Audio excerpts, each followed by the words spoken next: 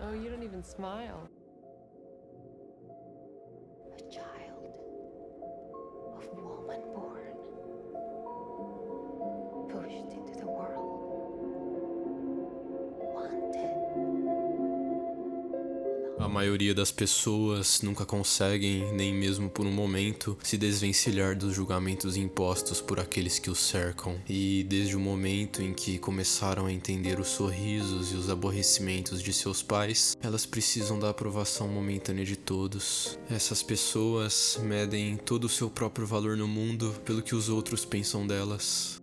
Damos muito valor à aprovação social e temos um medo irracional da desaprovação, das críticas e da rejeição. Assim, em vez de forjar um caminho na vida que se alinhe com nossos talentos e nossos próprios desejos, nos conformamos com os desejos e as expectativas dos outros sobre as nossas. Alguns de nós já deixamos até mesmo nossos sonhos morrerem por medo do julgamento alheio. Muitos de nós somos meros escravos das opiniões de outras pessoas.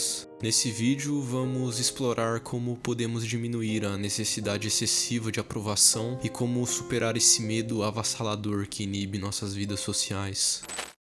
Ser indiferente com a opinião de apenas uma ou algumas poucas pessoas talvez seja muito simples. No entanto, ser indiferente e se manter autêntico em meio a um grupo de várias outras pessoas é muito mais complicado. Nesse momento, cresce imensamente a necessidade de aprovação e a ansiedade social reprime toda a nossa capacidade de progresso e de expressar quem nós realmente somos. Pior do que isso, a ansiedade social que sempre esconde por trás uma excessiva necessidade de aprovação nos leva, muitas vezes, mesmo sabendo que o que estamos dizendo ou fazendo é extremamente errado, a apenas continuar seguindo o grupo e traindo nossa própria consciência como miseráveis ovelhas pastoreadas.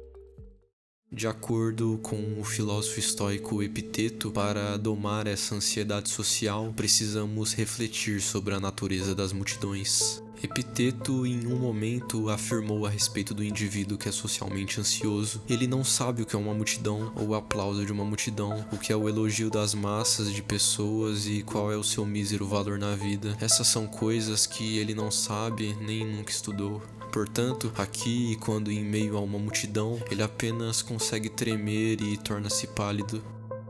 A maioria das pessoas se relaciona com uma multidão como se ela fosse uma entidade por si só e, portanto, naturalmente se intimida com a sua presença. No entanto, na realidade, uma multidão nada mais é do que apenas um conjunto de indivíduos reunidos em um único local ou unidos por um sentimento em comum.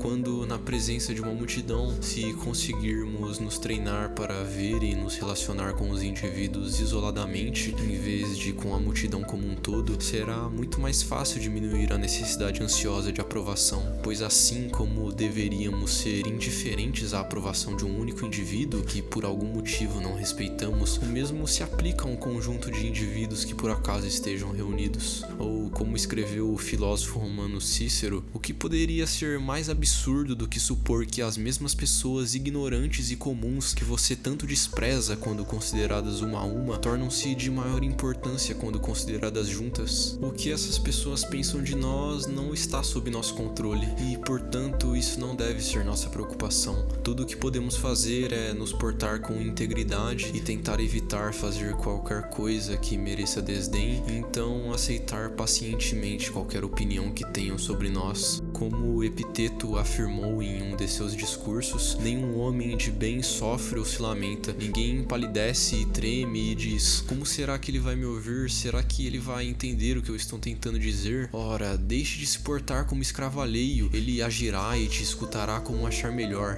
Por que você se preocupa tanto com os negócios dos outros? Um pensamento que flui na cabeça de outro qualquer não há de te ferir. Precisamos ser capazes de manter um estado de calma indiferença quando somos atacados pelo desprezo de outras pessoas. Epiteto aconselhou que, quando formos alvos do desprezo de outra pessoa, a primeira coisa que devemos fazer é parar e nos permitir respirar antes de agir, pois reações imediatas geralmente são sempre autodestrutivas. Portanto, se pararmos por um momento para nos recompormos, estaremos livres para escolhermos uma resposta que seja muito mais adequada adequada à situação. Lembre-se de que você é insultado não pela pessoa que o agride ou abusa de você, mas por sua opinião de que essas coisas são de fato insultantes, de que essas coisas realmente significam algo para você. O que acontece na consciência das outras pessoas é, como tal, uma questão de indiferença para nós, e com o tempo nos tornamos realmente indiferentes a isso. Quando percebemos o quanto é superficial e fútil os pensamentos da maioria das pessoas, quão estreitos são suas ideias, quão mesquinhos são seus sentimentos, quão perversos são suas opiniões e quanto há de erro na maioria delas.